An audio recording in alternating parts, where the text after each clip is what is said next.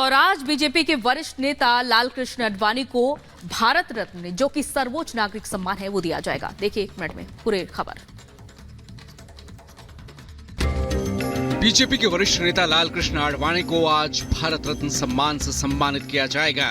राष्ट्रपति द्रौपदी मुर्मू आज लालकृष्ण आडवाणी के घर जाकर उन्हें भारत रत्न से सम्मानित करेंगी। आडवाणी के घर पर पीएम मोदी, गृह मंत्री अमित शाह और बीजेपी अध्यक्ष जेपी नड्डा उस वक्त मौजूद रहेंगे। खराब सेहत की वजह से कल राष्ट्रपति भवन में आयोजित कार्यक्रम में आडवाणी शामिल नहीं हो पाए थे। कल राष्ट्रपति भवन में आयोजित कार्यक्रम में 4 शख्सियतों के परिजनों ने ये सम्मान ग्रहण किया था। नरसिम्हा राव के बेटे पीवी प्रभाकर राव, चौधरी चरण सिंह के पोते जयंत चौधरी, कर्पूरी ठाकुर के बेटे रामनाथ ठाकुर और एमएस स्वामीनाथन की बेटी नित्या राव ने राष्ट्रपति से ये पुरस्कार ग्रहण किया था। 2014 में सत्ता संभालने के बाद से मोदी सरकार के कार्यकाल में मदन मोहन मालवीय, अटल बिहारी वाजपेयी, प्रणब मुखर्जी, भूपेन हजारिका और नानाजी देशमुख को ये सम्मान मिल चुका है।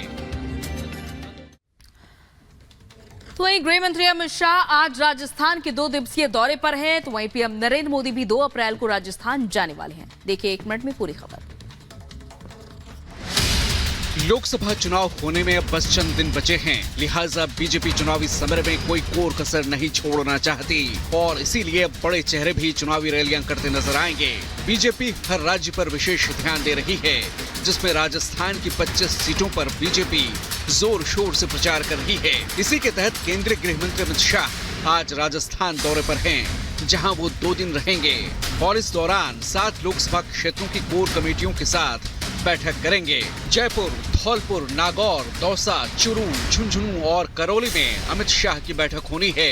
इसके साथ ही गृह मंत्री सीकर में रोड शो के साथ एक सार्वजनिक बैठक भी करेंगे।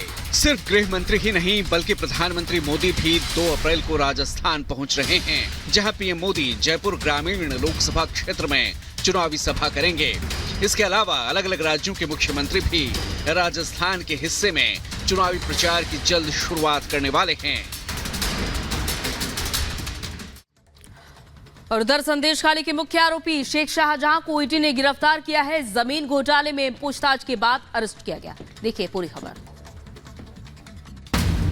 संदेशखाली के मुख्य आरोपी शाहजहां शेख को प्रवर्तन निदेशालय ने गिरफ्तार कर लिया।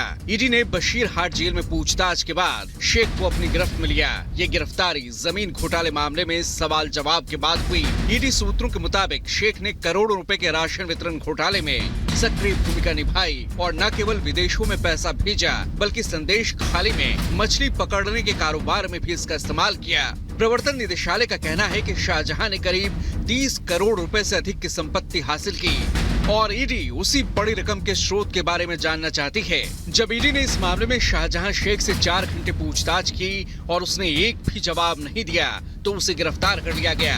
अब ईडी की टीम सोमवार को कोर्ट में प्रोडक्शन वारंट लगाकर शाहजहां शेख को रिमांड पर लेगी। इससे पहले उत्तर 24 परगना जिले की एक अदालत ने जनवरी में संदेशखाली में ईडी अधिकारियों पर भीड़ के हमले के मामले में शाहजहां शेख को 9 अप्रैल तक न्यायिक हिरासत में भेज दिया था। केंद्रीय मंत्री संजय बालियान के काफिले पर मुजफ्फरनगर के खतौली में हमला हुआ है। देखिए 1 मिनट में पूरी खबर। केंद्रीय राज्य मंत्री और मुजफ्फरनगर लोकसभा प्रभारी संजीव बालियान के काफिले की गाड़ियों पर हमला हुआ है। कई गाड़ियों पर पथराव किया गया। बताया जा रहा है कि संजीव बालियान एक सभा को संबोधित कर रहे थे। इसी दौरान कुछ लोगों ने उनके खिलाफ जमकर नारेबाजी की। संजीव बालियान के ऊपर खतौली विधानसभा के मढ़ करीमपुर गांव में हमला हुआ। बताया जा रहा है कि गांव में घुसते ही लोगों ने उनका विरोध करना शुरू कर दिया। कहा सुनने के बाद उनके काफिले पर पथराव शुरू कर दिया गया। कई गाड़ियों के शीशे टूट गए। वहीं घटना की सूचना मिलते ही मौके पर भारी पुलिस फोर्स पहुंची और संजीव बालियान को सकुशल बाहर निकाला गया। गांव में अभी वर्तमान में पूरी तरह से शांति व्यवस्था कायम है और कोई कानून व्यवस्था की समस्या नहीं है। इसके अतिरिक्त इस पूरे प्रकरण की गंभीरता से जांच की जा रही है और इसमें तहरीर प्राप्त कर सुसंगत धाराओं में मुकदमा पंजीकृत किया जाएगा और अग्रिम विधिक कार्यवाही अमल में लाई जाएगी। फिलहाल पुलिस ने पूरे मामले पर केस दर्ज कर लिया है और मामले की जांच में आगे जुट गई है।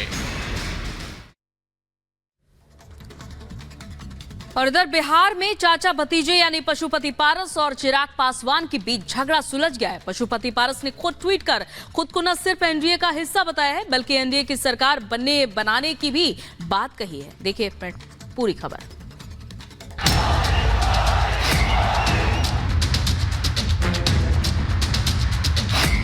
लोकसभा चुनाव में बीजेपी 400 पार के लक्ष्य को पाने के लिए हर समीकरण बैठा रही है।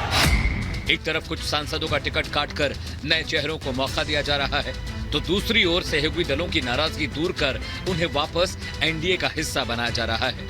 हाल ही में एनडीए से अलग हुए पशुपति पारस की नाराजगी को दूर कर लिया गया है।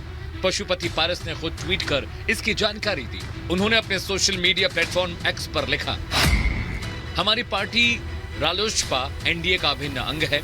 माननीय प्रधानमंत्री आदरणीय श्री नरेंद्र मोदी जी हमारे भी नेता हैं और उनका निर्णय हमारे लिए सर्वोपरि है एवं उनके नेतृत्व में एनडीए पूरे देश में 400 प्लस सीट जीतकर तीसरी बार रिकॉर्ड तोड़ बहुमत से एनडीए की सरकार बनाई। पशुपति पारस ने अपने सोशल मीडिया पर मोदी का परिवार जोड़ लिया है। पशुपति पारस कुछ दिनों पहले ही एनडीए की सीट बंटवारे में एक भी सीट न मिलने से नाराज हो गए थे।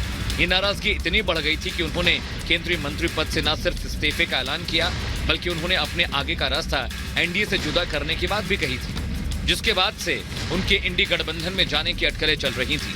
पशुपति पारस हाजीपुर से चुनाव लड़ने का दावा कर रहे थे। आइए आपको सुनाते हैं पशुपति पारस ने अपने केंद्रीय मंत्री पद के इस्तीफे के बाद क्या कुछ कहा था। हमारे पार्टी के साथ और व्यक्तिगत रूप से हमारे साथ नाइंसाफी हुई, इसलिए मैं भारत सरकार के कैबिनेट मंत्री से मैं त्याग पत्र देता हूँ। बिहार में एनडीए की सीट शेयरिंग में पशुपति पारस के भतीजे चिराग पासवान की पार्टी आरएलजेपी को 5 सीटें मिली हैं। अब चिराग ने इन 5 सीटों से अपने उम्मीदवारों का ऐलान कर दिया है। चिराग ने हाजीपुर से खुद चुनाव लड़ने का ऐलान किया है। इसके अलावा जमुई सीट से अपने बहनोई अरुण भारती को टिकट दिया है। आरएलजेपी के प्रदेश अध्यक्ष राजू तिवारी ने चिराग पासवान के आवास पर वैशाली, समस्तीपुर और खगड़िया सीट से प्रत्याशियों का ऐलान कर दिया है।